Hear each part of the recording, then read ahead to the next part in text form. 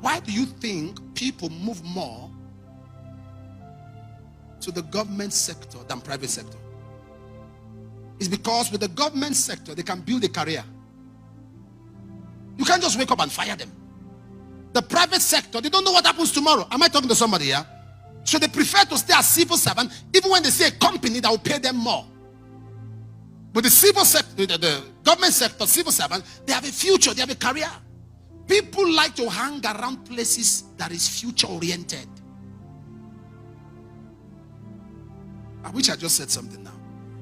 When it's future oriented, gather your people and tell them the future of that business. The reason some of them are losing courage is because they don't see a future, and you're not telling them.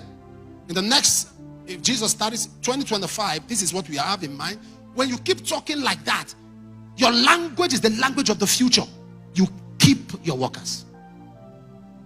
By 2025, many of you by then, you'd have been branch managers, would have had branches in Germany. They have something to look forward to. Would have opened branches here and there, would open branches in, what do you call this place? Mombasa, and which other regions? Nakuru, Eldoret, Kisumu. They know, so you are going to, some people of you are going to handle the company, would have spread there. They see a future. But when they get stuck, they see competitors, they see pressure, and you are not giving them an impression that there's a future in the company. You know, have you noticed African business? When a man is successful, the next thing he's thinking of is how his son can become a successor. He doesn't know nothing about the business. There's an airline in my country, an airline. The man was doing well. He handed the business over to his son. The son's a medical doctor. As I speak to you, they ran bankrupt. The government took over the investment. The guy knows nothing. You want to run an airline? You want to hand over to your son? Let your son start from the basics. He should know ticketing. He should know booking online, offline. He should know baggaging. He should know tagging. He should be in the flight announcement department for some time. As he's doing that also, he's building his team. Am I talking to somebody here? He grows. The business becomes part of him.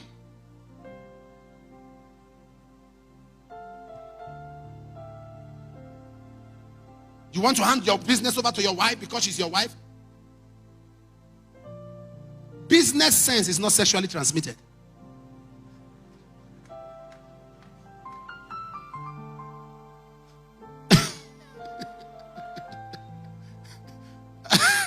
I'm sorry if am I too harsh? Okay, let me I should calm down. Okay, I'll calm down. Someone was praying for me and my children. My wife was upstairs. We're just praying. Say, Father, I pray for him. I pray for the children, that as you have called all of them. How? As you have called all of them to ministry, I pray for the son to take over from him. The daughters will take over from him. I stopped the prayer. Hey. I said, stop that. Can you pray protection, preservation? Pray for their education. They are students. Let them go to school. Don't give them ideas. Don't give them. Let them go to school. Let them go. Stop that. Let them go to school. Let them do well in their. If God calls them, I can't stop them. But don't call them through your prayer. My children love the Lord. They are doing well for God. But I don't have any idea in my head that any child will pastor anywhere. Let life take care of that. You carry a good business and give your unserious son. A son that's a concern to himself. Today, every limit, every restriction, every quarantine, every resistance placed on the barriers and borders of your business that has stopped it from expanding, that has stopped it from flourishing, that limit be lifted up. Be lifted up. Be lifted up. Be lifted up. Be lifted up. Be lifted up. In the name of Jesus.